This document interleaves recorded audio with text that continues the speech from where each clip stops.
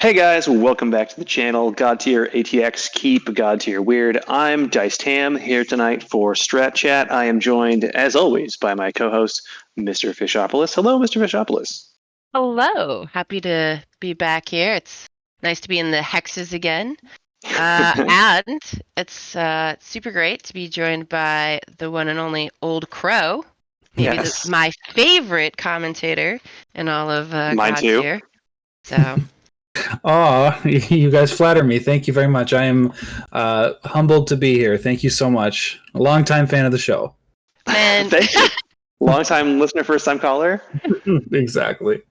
yeah, I think Crow, I've seen almost every single one of your videos. When I was preparing for a tournament, I just went through and watched them, and I find Godtear really soothing when I'm doing some working stuff or some budgeting to just sort of listen to and play through in my head. So I really want to. I think the community owes you a big debt of just taking your time and really aggregating all of that content. So that's really wonderful. Oh, thank you so much. You're making me blush. Yes. we can absolutely hear that. So yeah. So I think the first thing with all of our guests we do is how did you get into Godtear? Yeah, well, it's a pretty simple story. I've always been really close with my younger brother, Derek, who's a few years younger than me. And we were walking through our local game store and, looked in, we saw some Godtear models on the shelf. Like, wow, this is pretty cool. And he had maybe heard of it, said something like, oh, this is a pretty new game. And then the store. When was this? Oh, God. Right during pandemic, so it was post Kickstarter. So yeah, I am much newer than some of the other people that have been around for a while, but I think Gene just got released right when we got into it. Okay. But long story short, he said, oh, this is kind of like a MOBA, and me and Derek have spent thousands of hours in MOBA games. So we are already interested. Yep. Yeah. The like Dota or League of Legends, that type of stuff. And that, kind of core concept of you've got a hero that can do powerful abilities, have ultimate skills, and, you're playing over an area trying to, win through combat or other ways. So, yeah, it's once I did that, it was, I was hooked right away. We got 6 champions, and then we just started buying more. He got them for me for Christmas. We started playing, and after that, it was pretty much over. I was hooked. It's hasn't let me down yet. That's super interesting that you came to it almost reversely because you thought, oh, this will look like a video game or something like this. Mm-hmm. Whereas I think a lot of people go, oh, I'm a tabletop gamer, or this feels like chess, or this feels like a fantasy version of chess. And you're like, wow, this feels like a real life version of a video game. Exactly. Yeah. That's super cool. Yeah, growing up, going through chess clubs, definitely, can see, and I think that's what leads to, some of my success. Being able to, I think any good Godtear player is one that can see what they want to do as well as what their opponent can do, and it's a lot of fun. Did you play chess growing up? Yeah, yep. I never was super, high up, and it was probably the nerdiest. It was the homeschool chess club. We had this Russian guy on the TV. We had DVDs that we would watch. He would teach us, and then we would play the queen game, which is where white queen just goes first and kills the other queen across the board. It was we thought we were the funniest kids on the block. That's awesome. Mm-hmm. That is amazing. Mm-hmm.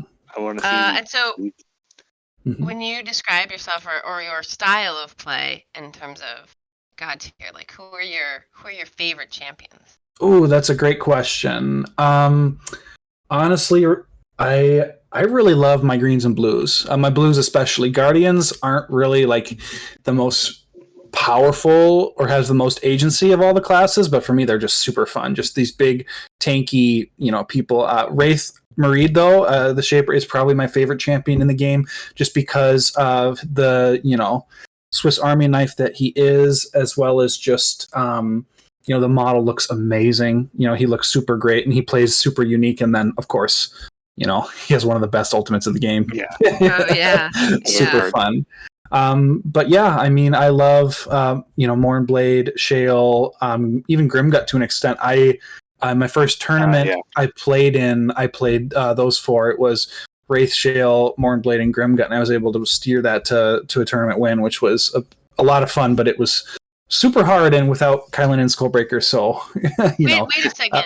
Did you just say you won your first tournament that you ever played in? I did. It was... Holy shit! Wow.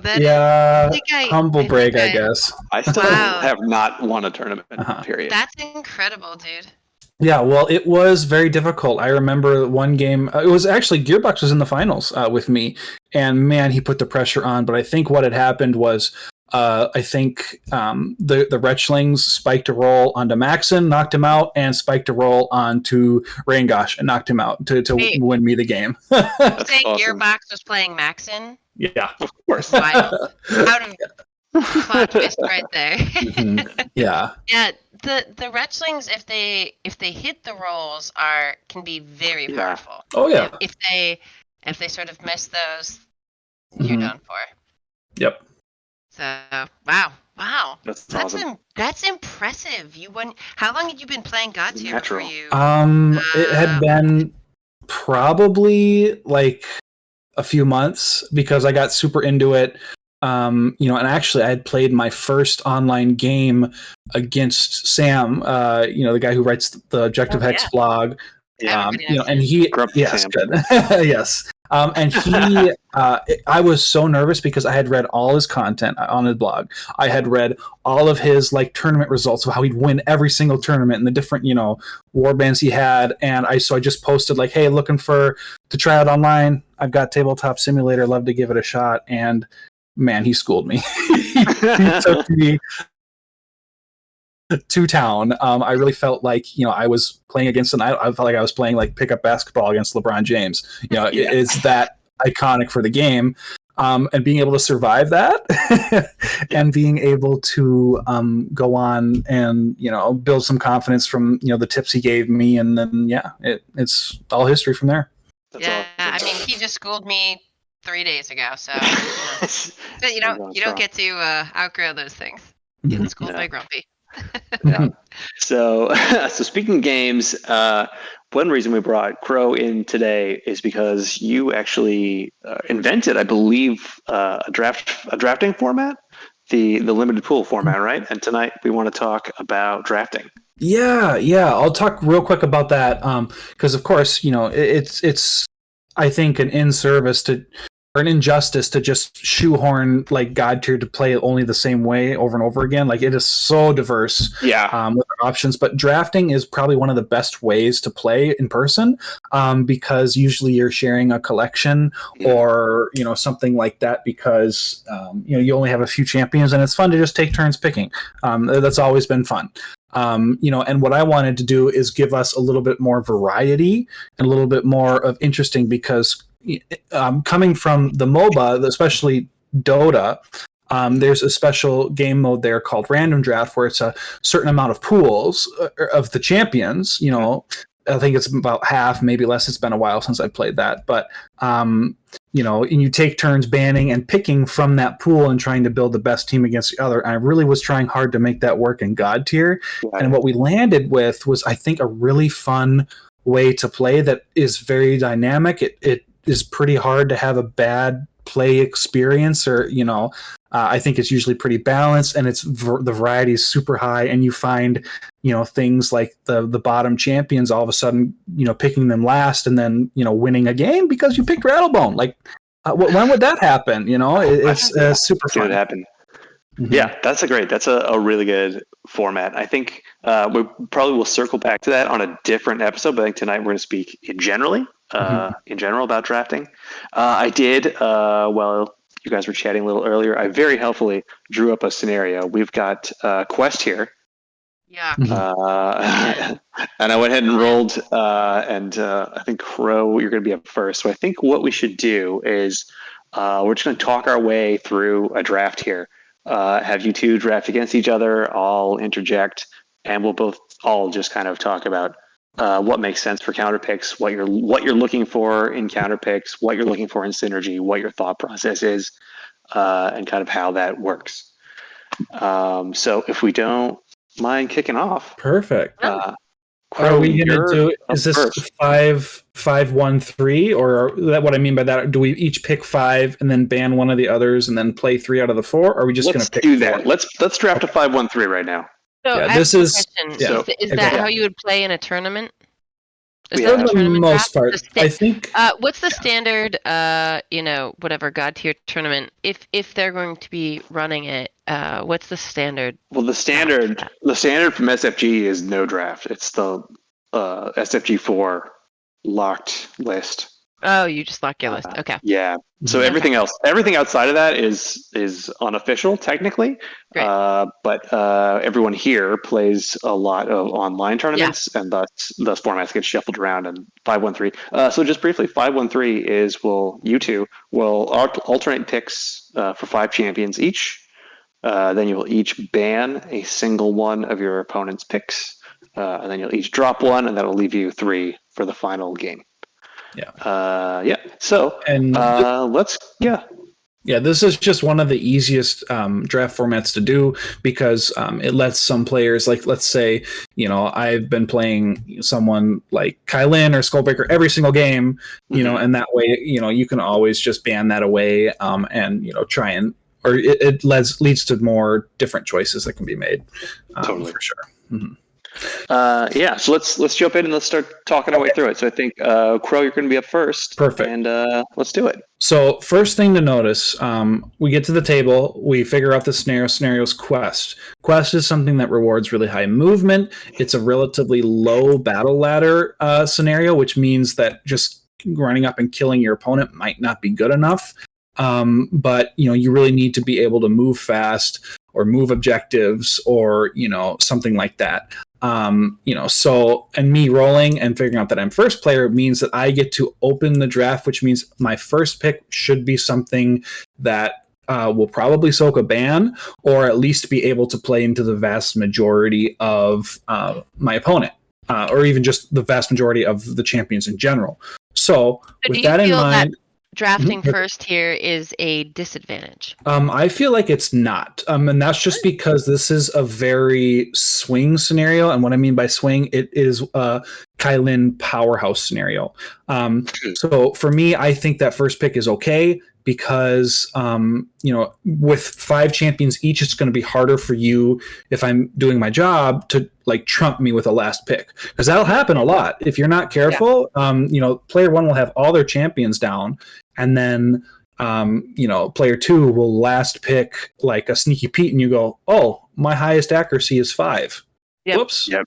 Something like that. Or you're very dodge dependent, and they come in last minute with Lorsan or somebody. Mm-hmm, exactly. So when you say this is a Kylin powerhouse scenario, what do you mean by that? Mm-hmm. What I mean is that she can leverage her speed and her kind of just range to really leverage the game. So we get 2 hexes of deployment here, which means she can start in the second row somewhere over here. She can move up to 5 hexes in the first plot and then up to 4 in the clash, and then she's already setting up a claim for turn 2, which means that someone's going to have to play defense to crush your banner, which also means they're not crossing the board to go claim on your side.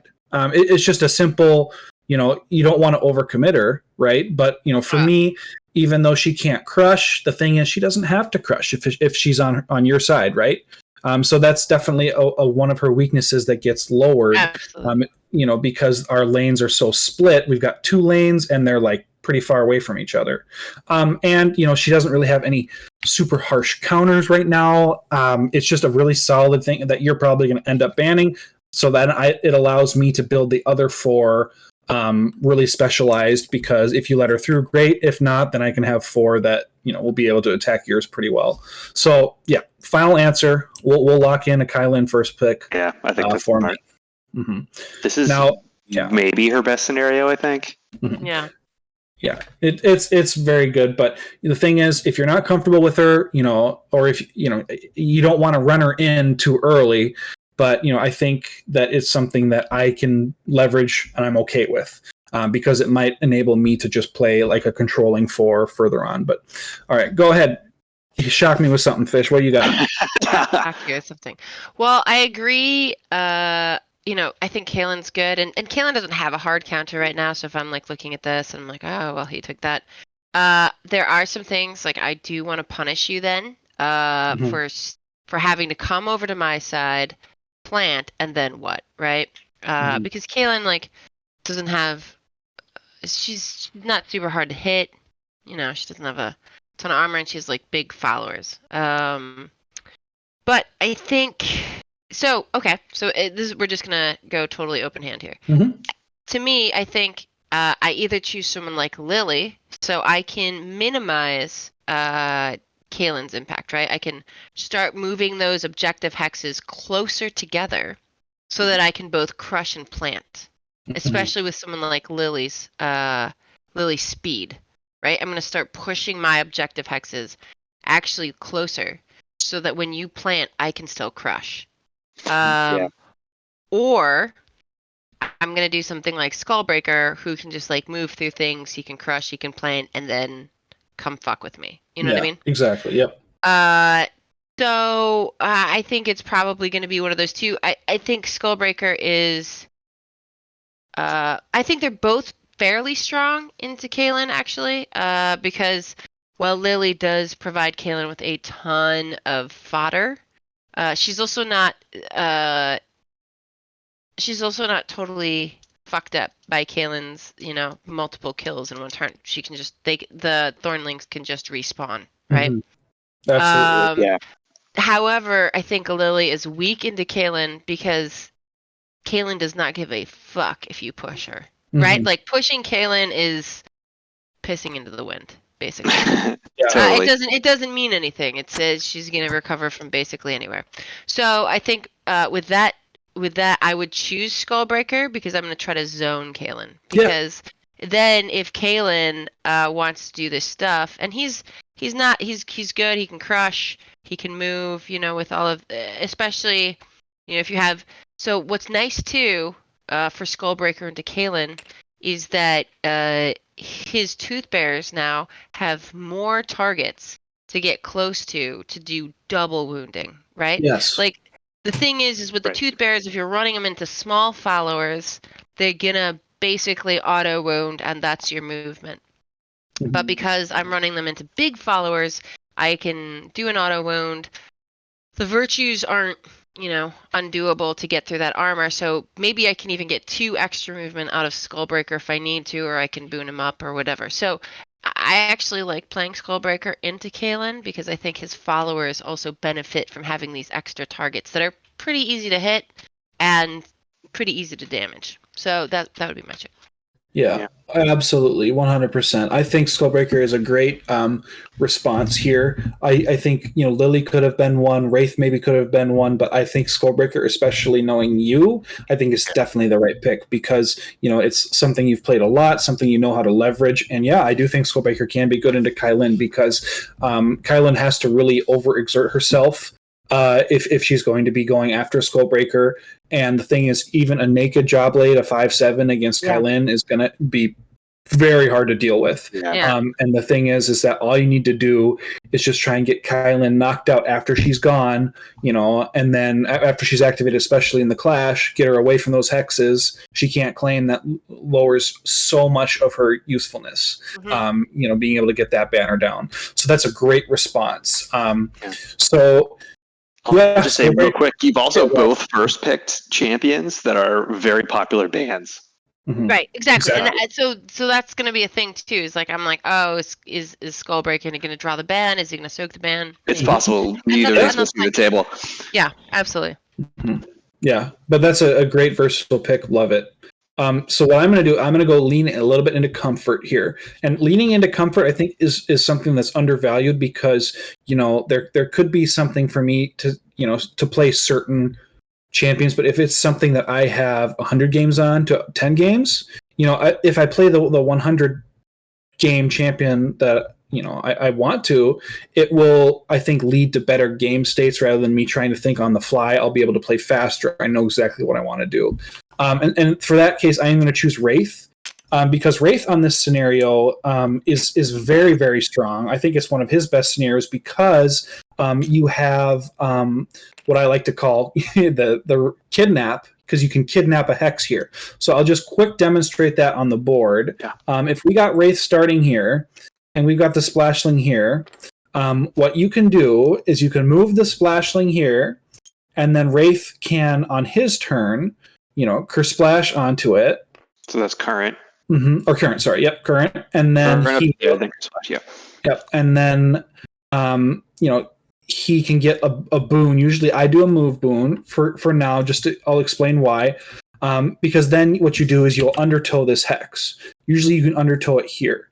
And what that does is, unfortunately, right now where it stands, this is on your opponent's side of the field. Because it means that even if I claim here on round 2, I won't be able to score those points. But with this move boon on him in the clash, I can move him either here or here. And then he's sitting in one spot, and then we get to plot of turn 2, and then, oh, look, we got an undertow. And then we can either undertow here, and that crosses the midline, gets me a scoring hex, or here, whichever. And not only did that give me an additional scoring hex, it also removed one from you. And it's one of those things that, if you just sit there and practice deployments, you might find some of these good things you can do, especially with Fenra and now. But anyways, this is, if you can kidnap that hex, it can definitely put you on the back foot, and you could propel me to an early advantage. But especially if I can get my hands on Shale, because if I can get Shale as well, you can do that even easier, because with a Shale ultimate, you don't even need to do it in 2 turns. You can do it in 1. Right. So that's me. Wraith is good into Skullbreaker. He can pop the Tooth Barrows okay. He can even put some hurt on the Skullbreaker, and he can sometimes survive just a full ult finisher from Skullbreaker. Not all the time, but a decent amount of the time. So, yeah. And once again, it's going to make you choose between 2 difficult ban targets, which is, now I'm guaranteed one of the 2 that I want to play, which means regardless of how the rest of the draft goes, I'm feeling okay. Like, I'm feeling all right here. Mm-hmm. Yeah, any kind of draft with a ban, it helps to early on snag champions that you think are just generally going to cause problems for your opponent for exactly that reason, where they're going to have to pick which one of these headaches they want to have. Yeah. Mm-hmm. And so I think because Wraith has that movement and all this other stuff, but that movement is definitely based around his followers. What I try to do when I play the Splashlings is I because like if you can basically neuter Wraith if you can just take all the Splashlings off the board. Really cuts into his... What movement then, right? Yeah, sure. What movement? Yeah. I mean the ult. Yeah. Sure. Good. Burn your ult on turn 2. Exactly. You know what I mean? Yeah. Like so to me, when I'm like looking at this, I think like honestly, I feel like when you have large followers, there is a slight momentum gain, because recruiting, whether it's with Shale, whether it's with the Virtues, recruiting actually gives you more of a percentage of your followers back. Do you see what I'm saying? So they may take a little bit longer to knock out, but it's an easier recruit action because it gives you more back. With Shale, one recruit action gives you 100% of your followers back. And he's pretty tough to take down. So in this scenario, I think I want like a very strong, high-powered yellow, because I can then figure out, and I want. I mean, honestly, Kalen's great into Kalen because she can take out these big followers. But in that case, though, I think I'd take Blackjaw. He's got decent movement. He's got that extra ability, and he's got the 6/6 kick, right? So like I know he's got the kick, he's got the range, and I feel like okay, I can like sort of start keeping your followers under control, because I think keeping Wraith's followers under control is like part of the way to sort of hamstring Wraith. Mm-hmm. So that would Blackjaw be. himself. Mm-hmm. What'd you say? Blackjaw himself is also fast. Yeah, that's what I which mean. So he can plant, he can crush, he can get these extra things. If you use this all, you can get like, 3 actions in a plot phase, which is nice. You can like really burn through some followers in a plot phase. Excellent. Whatever. Yeah, wow, that's a great pick. Taking me a little bit off guard, but one thing that you're doing really, really well now is you're really exerting a lot of backline pressure now with your 2 followers, because you're playing 2 orcs, which means they have the rush skill, which means this big distance across isn't going to be big for very long. And if I don't have a plan, or if I'm not, banning one of them, I might have 2 of those 3 hex, 3 and a hex orcs running at me. And if I'm playing Shale, nope, that's it. He's done. He's done. Like, he's not going to have a game. So I need to be very cautious now with what I'm doing next, because if I commit to banning one of these and you pick onto it, you're like, oh, he's just going to ban either Skullbreaker or Blackjaw. Well, then I'm in trouble because you can find a different power pick that is going to trump me in effect and leave me unable to interact with you. When you say that's a surprise, what would you expect the pick to be? Since we're just playing. Well, you talked about Lily earlier. Lily's good, but I think Blackjaw can. I don't know. I like Blackjaw a lot. He's one of my favorite Maelstroms, and you kind of took him from me, which is sad. But that's also being able to, if you can anticipate what your opponent wants, it will definitely help. That's true. I have used that strategy successfully in the past. If you know your opponent has a favorite and it fits into what you're trying to do, grab it before they can, and it'll really cause some problems. I've definitely picked Maxon out from under Gearbox a couple times just because, and it worked out for me. Okay. So I'm in a bit of a crunch here because there's 2 things I want. One thing is I think I want to pay the Maelstrom tax, as I call it. And what I mean by that is what I refer to the Maelstrom tax is in these draft formats with bans. Usually you want 2 Maelstroms, or even any format with bans. You want 2 Maelstroms because if one gets banned, you'll still have a Maelstrom. Sure. But that means I'm only going to have 3 other classes to play with, which definitely limits some of my other specialization. Especially if you ban one of them and I'm left with 2 Maelstroms if I don't want to play both, right? It's a tax, but it guarantees you being able to play a Maelstrom. And I don't know if now is the right time to pivot or if I should grab a particular Guardian, maybe another Shaper. Okay, at this point, I'm still probably banning Skullbreaker unless I want to tech into a lot of small followers. Let's see. I think I don't want to commit to banning right now. So what I'm going to do is I'm going to play someone who I have some experience with, but I think is really strong into these 2 champions. I'm going to go ahead and grab Jean. Because she's going to give me a lot of pressure and lets me play the game a little bit different by being able to attack in the plot phase.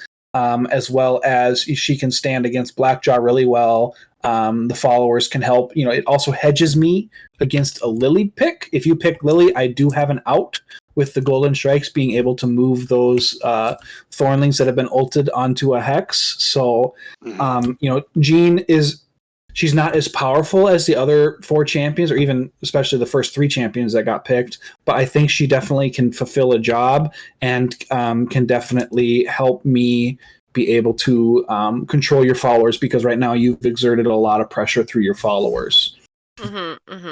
Yeah, the followers are actually just so great with Blackjaw. Like that Unburnt Reaver passive is actually incredible, both on almost everywhere, but it's probably one of the strongest passives that's to me for a follower in the game. Very good against Wraith Splashlings as well. Very good. Definitely.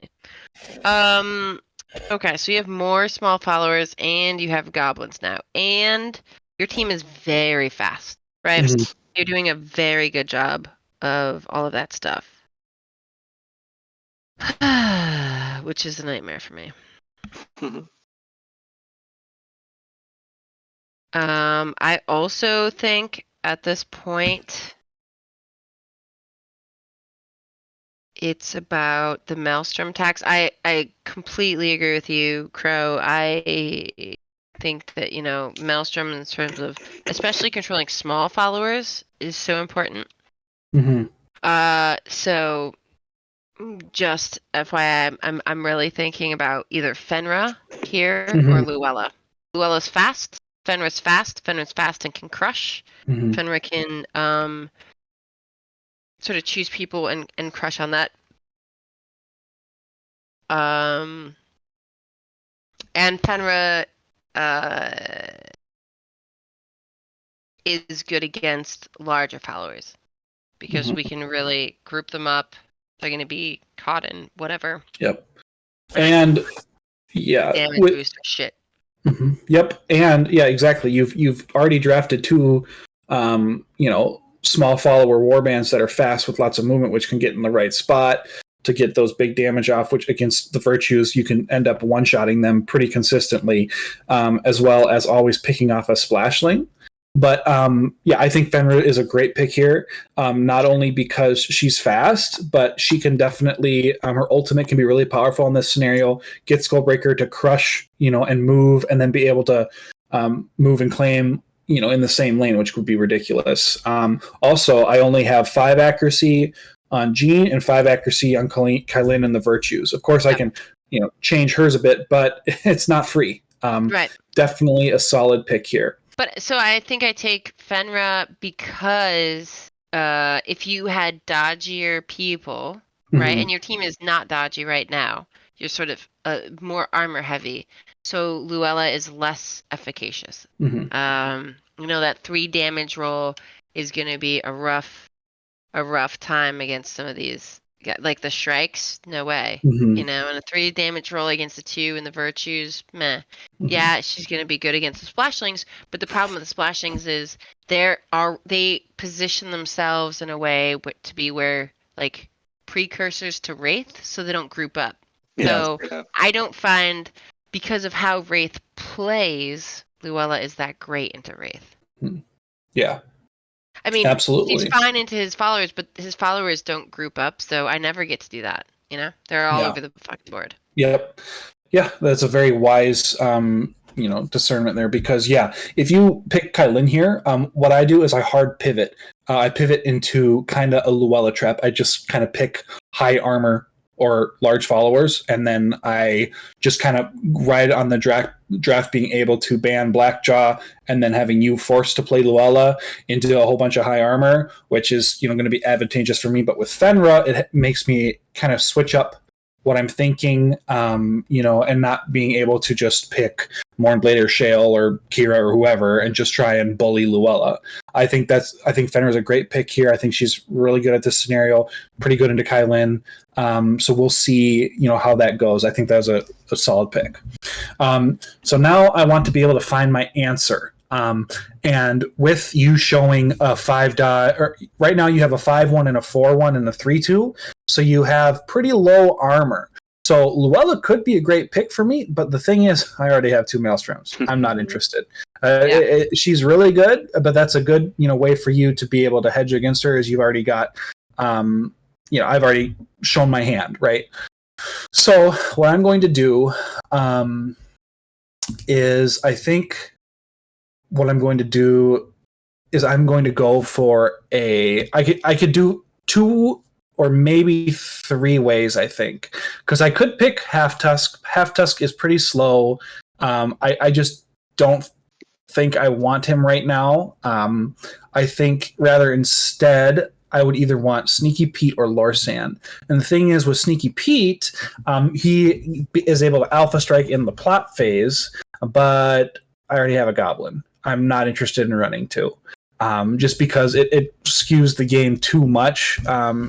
So I think what I'll do here is I will go with Lorsan. It's a bit risky because her followers are very fragile, and she herself is fragile. But with Lorsan here, I know she can play into Blackjaw and Fenra. It's just if I'm into Blackjaw, I can't bring the followers up, and even Fenra to an extent. But she's going to be able to really bully Fenra with the 8 accuracy. Even Skullbreaker, with this is only 1 armor. She's going to be a solid pick for me. Gives me a Slayer, able to interact, and some more plot phase damage with her ultimate.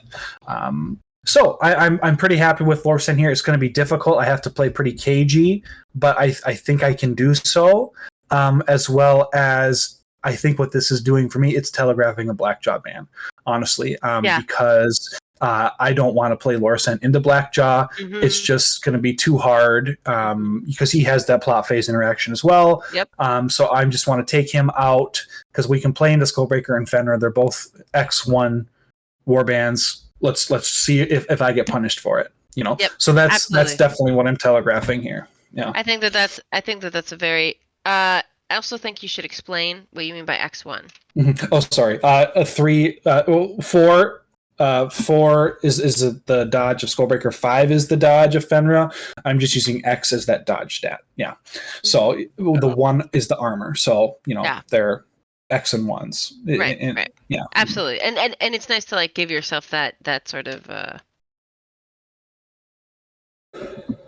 differentiation there.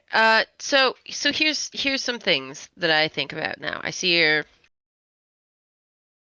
your stuff, and actually I think, to me, okay, I'm probably banning Wraith, right? Mm-hmm. And then I'm gonna force you to try and crush, because I want you to come into me with someone like Skullbreaker or something like that. I think I want you to get up there. So it's interesting. Here I feel like I could either take someone like Mournblade. I wouldn't mind slowing your whole team down. And then making you figure out or either waste things on Mournblade. Mm-hmm. Or I'm going to try to choose someone like Maxon, who can sort of control at range, right? If I'm doing this stuff, I'm gonna and Maxon's ability to take the flags down once he gets into position is pretty great. Also, someone like Blackjaw can hand out speed, right? Someone like Fenrir can move those those guards, etc. Blah blah blah.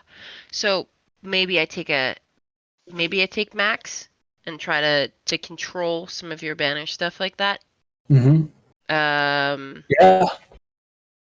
I mean, that would definitely neuter the banner advantage I would gain from playing on your side of the board, being able to kill one of my champions and remove their banner at the same time. Yeah. Absolutely. And I think Max is pretty decent into Lorsan, actually. Mm-hmm. Yeah, I like Lorsan into Maxon, but then again, Maxon just has to win the matchup button with his ultimate, because he'll just one-shot her. Yeah. So. But also, if Lorsan is in and around these type, he's the person that also can sort of parlay at range with her, and he's got a lot of armor, and so she can do her, But if you get a mystic arrow into him, 5 into the 4, what could be 4 armor or whatever. If he gets himself a buff, then great. That's very difficult. Or snipe for Lorsam, and 8 into 4, it's just gonna take you a long time to get Max down. Yes. So, yep. What'd you say? Yeah, you're just gonna be chipping away. Right. Yeah. Well, he's gonna be doing way more. He's doing much bigger damage. Yeah. Right. But so for Lorsam is excellent, right? Into Skullbreaker, into Fenra. She's a nightmare for me. So now I need to try to contain Lorsan, because you did a very good job of drafting someone that I'm very vulnerable to. So now I'm okay, now I gotta try and deal with the Lorsan threat. Her movement's also really good. So all of these people have such good movement that like someone like Lily is less, I think, efficacious in some of this stuff. Mm-hmm. Because her pushes are going to be less. Right, because you can Aren't just going to matter as much because you can what run back. they You do. can just run back. Exactly. If you Yeah. have a bunch of dwarves, if you have a bunch of this, Lily can really ruin your day. But but you're pretty mobile. So and the Gearhawks can hand out they hand out accuracy, which really we don't need except into Lorsan, so that even helps us more. So now I'm gonna be okay. So Maxon, right, makes me a little unbalanced. Now I have only 2 classes for the whole thing. But then I think, hey, do I care about that? I don't know. That's a great question. Yeah. I think you don't. And from my perspective, what I see by you only going 2 classes, even with a Maxon pick here, is it means you're guaranteed to be able to play 2 reds, 1 yellow, or 2 yellows, 1 red. And that is like you're guaranteed being able to have that option, which is definitely, I think valuable. It has redundancy. It's like I'm not just banning your Slayer or banning your Shaper or banning your Guardian, right? It's like, I'm banning one of your 2 threats you have, Yeah. So that definitely can help. It does lock you into the style of play, but I think, just from watching your games, I think you're a very comfortable brawler. Like that's where you want to play. So I think that's totally fine. That's just getting you in your element where you want to be, and dictating it that way. And, and you don't really need to pivot. I think what you're doing is really well. The other thing too is your Gearhawks are going to be very good at picking off Rangers or Splashlings, just sniping them out, and then it hedges you against a Mournblade pick from me, right? Because my Lorsan can kind of counter Mournblade okay.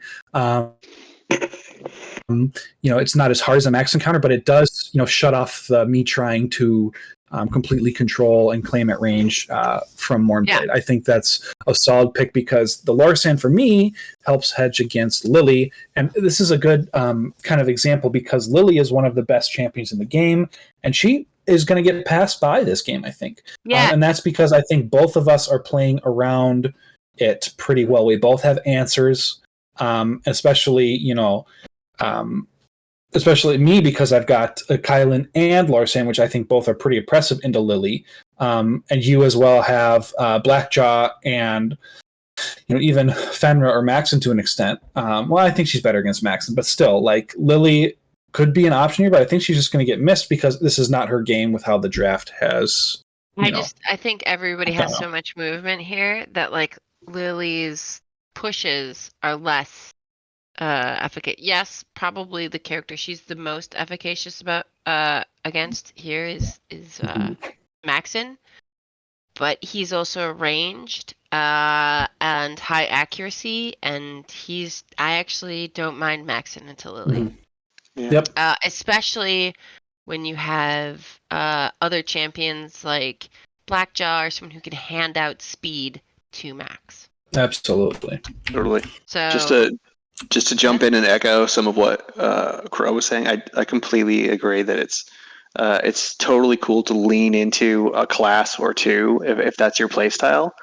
I think you never want to lock yourself into 3 of something. That's too single-minded. But if you're a brawler, if you're a control player, whatever your style is, whatever you're comfortable with, it totally makes sense to lean into that. And especially in a draft format, you're not picking your team in a vacuum. You have some sense of what you're playing against. Play the game that's in front of you instead of trying to invent a rainbow just because you think you should have options. Those options are not going to be useful, so don't bother having those on hand just to drop them. You know what I mean? Mm-hmm. Absolutely. Well said. Okay. I think I'm ready to round out my draft here. And I think I'm going to the thing that Tom just said not to do. Yeah, dude. Third yellow. Yes. No, I'm actually going to go for my boy Halftusk here. Yo, And- Halftusk is my mac and cheese, bro. So I Good. feel I'm you. so glad. He's my comfort food. He You know? really is. He's mine too. It's Yeah, just dude. you can always rely on him. He's never going to be flashy. You know, he might get Yeah. bullied sometimes, but he is always going to show up. Like, I love him so much. 100%. No, dude, he was my first favorite champion. He's my first love, so Mhm. you know, Aw. 100%. And Sad you took yeah. my boyfriend. Even though I he's know. a pig. He's a half Well, pig man. You've I had stolen, him first, you've honey. stolen Fish's boyfriend. He was mine first. Anyways, My God, let's just fight about this. It's Pride know. Month, okay? yeah, exactly. So, Oh man, Halftusk here. cuddles at night. It would be where it's at. Like, sign me up. Oh, We're bro, there I right now. know. Frogs I know. curled up at the bottom of the bed. Aw. Oh, aw. Okay, back on topic here. Yeah, Halftusk like- here for me. I feel Yeah, like go ahead. Halftusk and Skullbreaker would be good boyfriends. I think so too. That's a great ship. We need a but- artist. But Halftusk somebody has get to on have that. to be like wearing the little apron. Like he's the homemaker, right? Like Skullbreaker like strikes out and he's like the one going out into the world and stuff like that. And he comes home and like Halftusk is like the little apron. He's like, I like where it. have you been? Yeah. Like the souffle has deflated. Yeah, I mean, Halftusk I've is a been very guarding this- caring person, you know, a very caring being, and I love him so much because he's juxtaposed by his appearance, because if you just judge him by his cover, he's this terrifying troll, but deep down, he's just protecting those who can't protect themselves, Yeah. and it's so He- sweet. He just wants to make a home there. Yeah. You know, he wants to nest Mhm. with like those guys, and Skullbreaker goes out in the world and he comes home and he like hangs his stuff up and he comes Mhm. back and Halftusk is like, look at this little hexy nest I've made for you. Aw, seriously.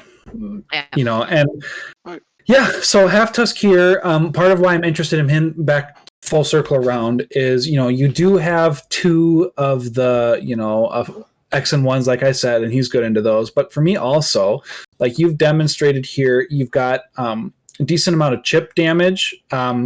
And I think Maxon, you know, Halftusk won't ever really be able to damage Maxon, but he can make his life a little bit more difficult and just take a little bit longer to go down and give up his points compared to some others.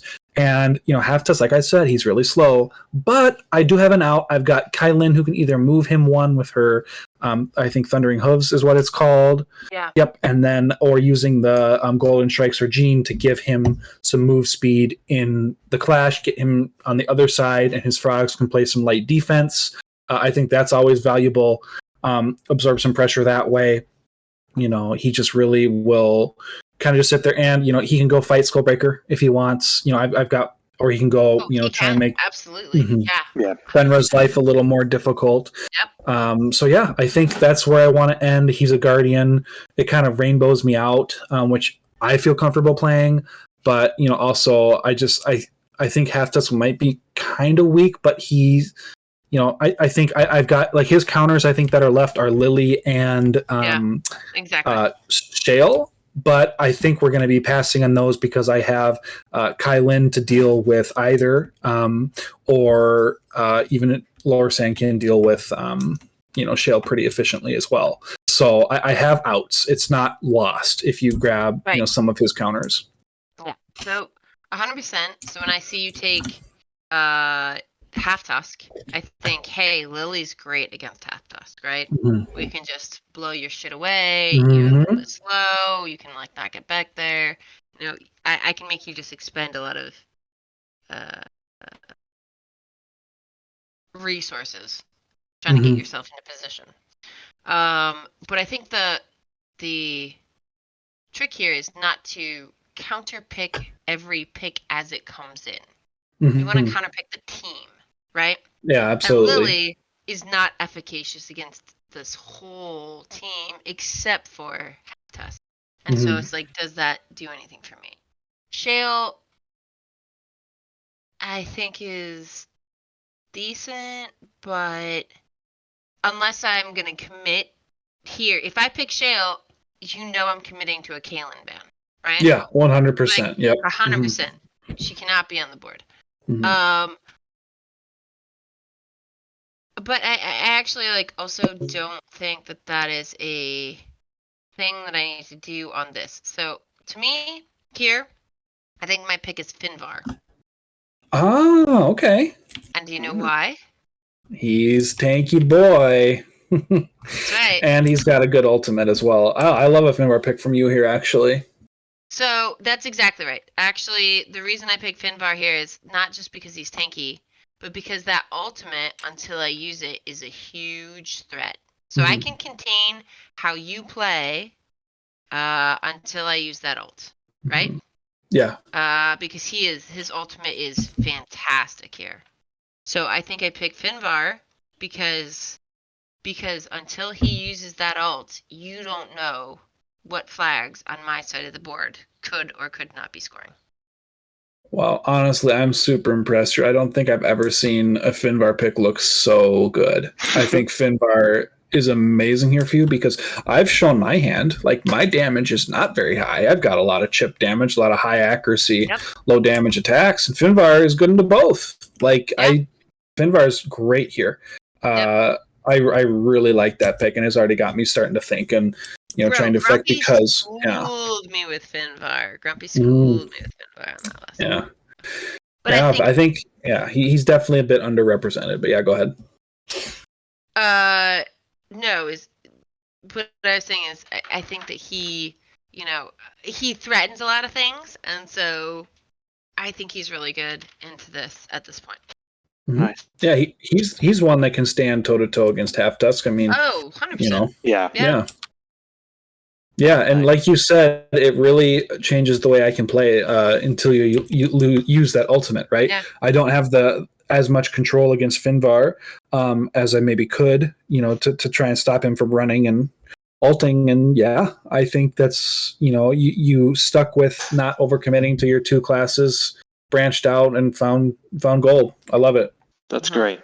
All right, so these are our two lists of fives, and then correct me if I'm wrong here, either of you. I believe normally in 5.1.3 that the second player bans first. Yeah, I think that's the official way.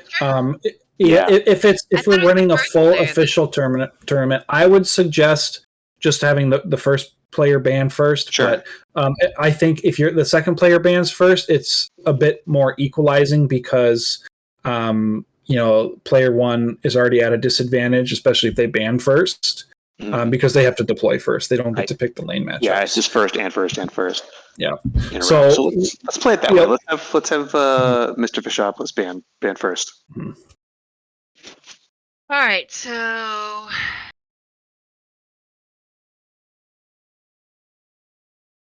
here's what I'm thinking. So I guess we're just gonna say the quiet parts out loud. I'd love to ban Kaylin. I'm debating between Kaylin and Lorsan. Because I think I leave you with not a lot of damage. Lorsan's good into Fenra for sure. And Skullbreaker, but I feel like you need either Skullbreaker or Blackjack, right? I'm saying like this is not without listening to what you were thinking, right? Me, I feel like right now, and this is just in a vacuum, you probably want to me, and I have already heard your thoughts, so I'm not saying this, but I think like, oh, maybe you lean into I'm thinking you lean into a Blackjaw or you lean into a Skullbreaker ban. So cool. I think Lorsan's good into a lot of my dodgy characters, which I have 3 on the board right now. She's not great into, sure, chip damage into max eventually, blah, blah, blah. I think Kaylin is going to be hamstrung by her inability to crush. Definitely. And if I can, I'm going to try and really punish you for that. Especially with Finvar in play. Especially with Finvar in play, especially with these sort of, declining point things. So, I think I'm going to try to make you play Kaylin. Because I think I can contain her banners. and I think I'm gonna try and make you not be able to crush my shit. Because as we get towards the end of this scenario, banners are just gonna become more and more important. You know what I mean? Mm-hmm. Are you thinking? Yeah. Absolutely. No, I'm not thinking about knowledge. Mhm. Tom. Yeah. Okay. But I think Yeah. that I think that as we sort of start to arrange ourselves on those sides, I Right. think that being able to crush your opponent's banner is going to be really useful, right? Yes. So I think I think I'm gonna make you play weird shit and try to not do that with Kalen, which is crazy because I'm gonna leave Kalen on the board. Mhm.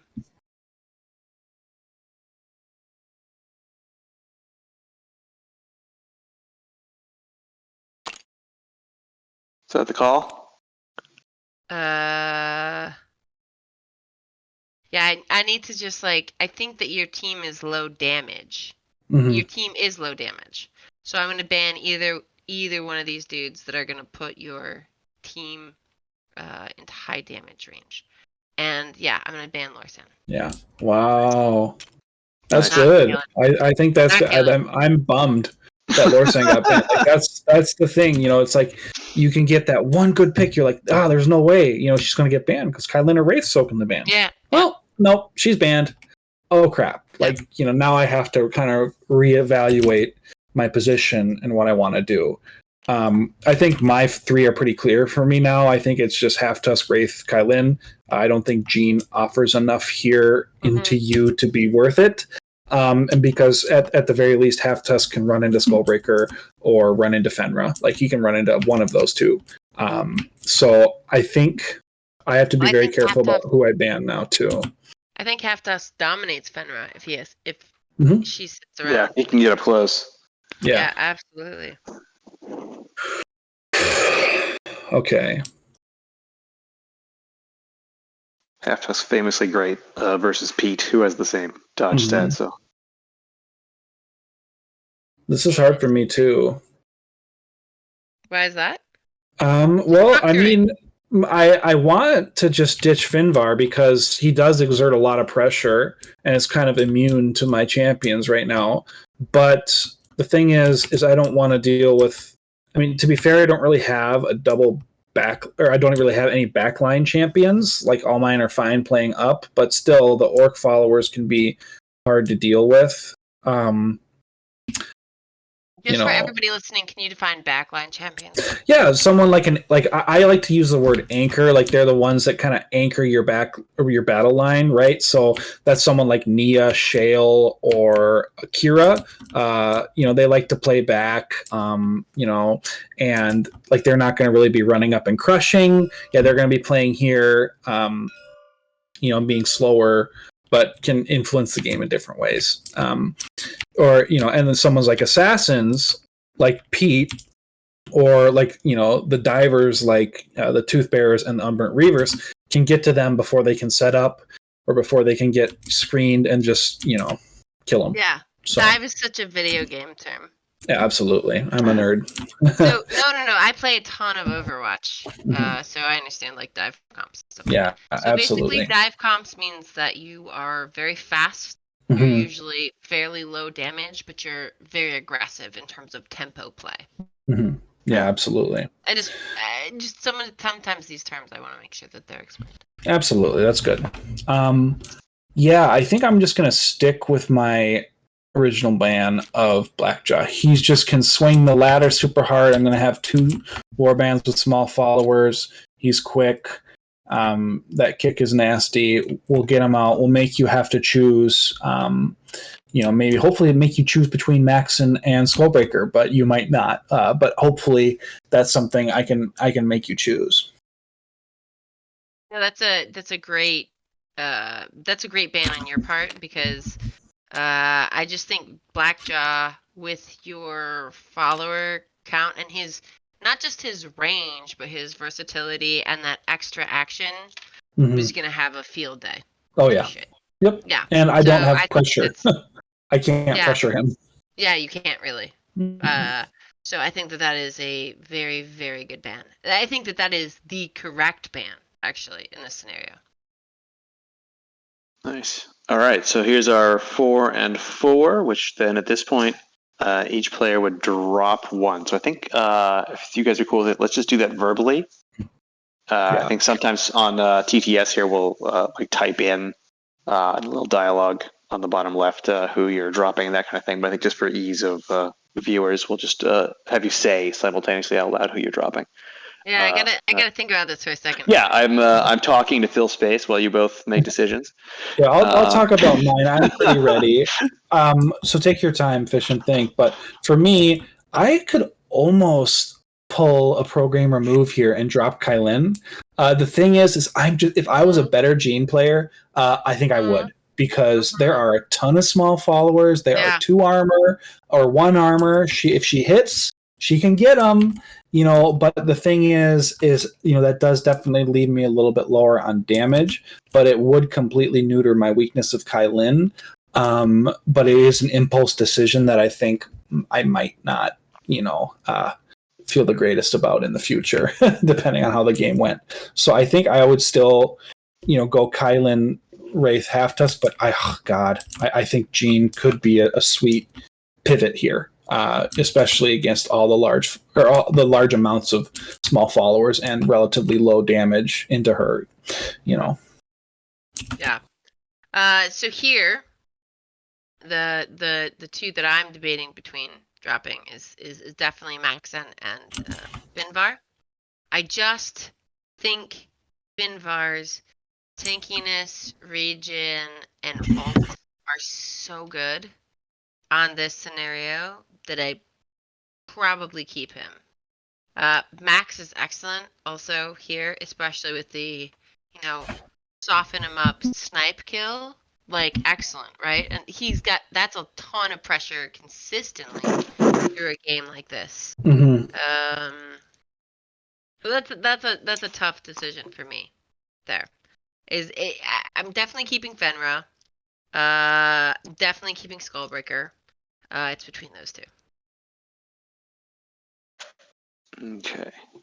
So I think we heard who's Crow's between, which is he's between dropping Kaelin and Kaelin and Jean, right? Mm-hmm. Yeah. I'm between dropping Finvar or Max. Max. So I wonder if we should wait, guys. Yeah. Mm-hmm. I wonder if we should do this thing, whatever it is. Yeah. Tom, I think you should write down who you think each of us should drop. Yeah. I think we can both write down who we drop, and then we can do that all at once. Okay. Let's see. Mm-hmm.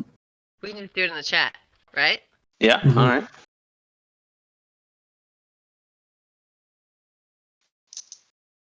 So because then I think once we all reveal them, I think you should say why you think we should have dropped, or we did drop each of your picks, and then me and Crow can explain why we dropped. Sounds good.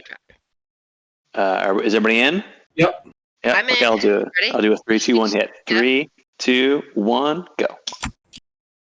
There we go. Hey, look at that. We all agreed. Nice. That's good to see. Interesting. So Tom, why don't you break us out, and then let's see. For sure. Yeah. I loved what you guys did throughout the draft here. I'll start with Fishopolis. I would have dropped Max in your place, which you did for a couple reasons. First is I'm just a big Finvar fan myself, but I do think his ult combined with his defensive stats are just so useful here. No matter what is getting thrown at you, you're probably going to be able to take it, and you're always going to have extra options with that ult on the table. Maxen, I do love, but I think he's a little less effective here. He's slower. He does have the ability to, of course, take out banners with a kill, but that's dice dependent. And having somebody who is slower, you could move him, of course, with like Fenra's ult or something, but he's not as fast on his own. And you've already got another Slayer. So I think he becomes a little redundant if you're trying to get just score banner steps or ladder steps off that. So I would drop Maxon like you did, and Crow. Yeah, I just would kind of echo what you said. I think Jean is potentially really useful here. She's really, really goddamn fast, and that helps here. But I think it's better to be able to weather all the damage being thrown at you. I think she's. This is going to be a strong, red yellow list coming at you. I think she's the most killable on your side, and yeah, handing out that speed is useful, but you've got two of the fastest people already in Wraith and Kalen, so that extra speed off of her followers just becomes a little redundant, and you're not going to get as much out of her. I would agree. Yeah. Well, I'm happy with how this draft ended up for me. I think we have a really solid game. I think I think you salvaged the draft absolutely. I don't think you were that far behind in it. But I mean, I think the Finbar pick was amazing. You pivoted, you got to play what you wanted, it seems like. So what do you think? I mean, I guess actually right now we should probably talk about why we dropped. You and me should talk about why we dropped our champion. Mm-hmm. Yeah, 100%. I think Tom's read or Ham's read on this was correct. I think I feel like I have more crushing power than you. Mm-hmm. Because now the only real crusher you have is Wraith, and I'm gonna try to punish the shit out of that. All I'm gonna do is look for those splashlings. Yeah. And then you're fucked. Who's gonna crush? Mm-hmm. Right? Halftusk? Yeah. He's too slow. Yeah, exactly. So I'm going to punish your followers. Mm-hmm. And Kaylin, good job, girl. So that's it. So I'm gonna try to contain you with movement, and I'm gonna do that by really going after those followers. Nice. I think the Finbar ult pressure is gonna be really good, and I'm gonna try to hold and as we play, I'm gonna try to hold that ult as long as I can. Because I can use it to win turn 2, I can use it to win turn 3, I can use it to win turn 4. Where does that come in? Yeah. Yeah. Nice. Yeah. Super solid game plan, yeah. Nice. So super well done, guys. I think wait. Crow, what was your I want to hear Crow's Let's hear it. Yeah, real quick. Yeah. I mean, my plan to victory here is to exert the pressure that I can. Hopefully, get Halftusk in a one-on-one matchup. Doesn't really matter who it is, but get Halftusk to play. And I mean, if Halftusk will play on one side, Wraith will play on the other, and Kylan will probably float between the two. And then my goal is to just manipulate the ladder, exert champion pressure, and then win on turn 3. I think any later that the game goes is going to favor you. Because there'll be more hexes, especially if you can hold onto those ultimates and leverage them because you've got some powerful ones. I'm just trying to just get up in your face, and while you're trying to deal with me, stop you from getting to my backline banners and hopefully shut the slam the door closed before you can, wedge it open. Yeah. So what was your thought process though behind your ban pick? Oh yeah, Jean. I'm just not comfortable enough on Jean.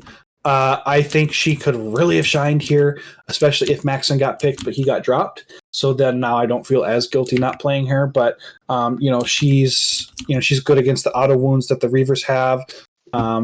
She can kind of just move everyone around for free. And crush more. But for me, it's about I want to exert champion pressure, and Kylan's Warband, even though she's a Maelstrom, does that really well. She does. Yeah. And actually, Kaylin's the only one that's gonna give you a ton. You're gonna have to play Kaylin like a red, and that's what I want to make you do. Yeah. I'm gonna have to be very careful with her because if I overcommit, she's gonna get knocked out. Yeah. But do you know why I want to make you play her like a red? Why is that? Because then you're not gonna be able to claim. Mm-hmm. Yeah. I'm gonna make you commit so far into this, and then I'm gonna block your shit off if I can. that I'm gonna make it so that you can't claim and do your shit if possible. Mhm. Nice. Super. Because then it means that like the rest, because you have 2 sets of followers here that can't do Mhm. Yeah, Yeah. that's true. Super well done, guys. Thank you for your time. Thank you for your thoughts. This is a really cool Yo, draft. Crow, Mhm. do you wanna play this game out at the Yeah, I think we could. I think you definitely could stretch my my brain to the max Yeah. on this one. Yeah, I think it'd be a good Do you game for want to play sure. it out? Do you want to play it out like next weekend or something? Yeah, Or yeah. like Nice. I Yeah, don't we got can. anything going on for sure. Let's do Yeah. it. Perfect. That'd be awesome. Yeah, we'll keep this going, and we'll get this game recorded, and Mhm. I'll post that up Yeah, it'd as be super well. fun. It would be interesting then to see how our draft picks played out or not. Yeah, for sure. Follow it along. But yeah, thanks for having me, guys, and letting me talk so much about the game. I think the more we can bring people in and start thinking about the game the way we do, I think, it's gonna help grow it. So I love getting your opinions and seeing your guys' takes, and I'm just honestly so blessed to be here. Thank you so That's much. great. Oh, dude. Thank you for being here, Crow. Where can we find you? You can find me at twitch.tv/TheOldeCrow or just The Old Crow in Discord. You'll see me around. I'm in the Godtear Discord. Go check it out. If you ever any questions about the drafts or draft formats, just ping me or DM me. I'd happily answer any questions you got. Excellent. And we do always have a link to your Twitch in the video descriptions. I don't know if you've Oh, every episode, every channel, every video on this channel has that a is so link. sweet. It's worth checking out if you want to see some top notch God tier. Crow, you're very fundamental to the God tier content. It's true. Community, and I really appreciate it so much. Oh, thank you so much. You're very kind. I was not prepared for all this praise, but it feels really good. Thank you. Awesome. Thank you both for being here. Have a good night. We're going to call it there. I'm Dice Tam. This is God Tier ATX. Keep God Tier weird. Have a good night.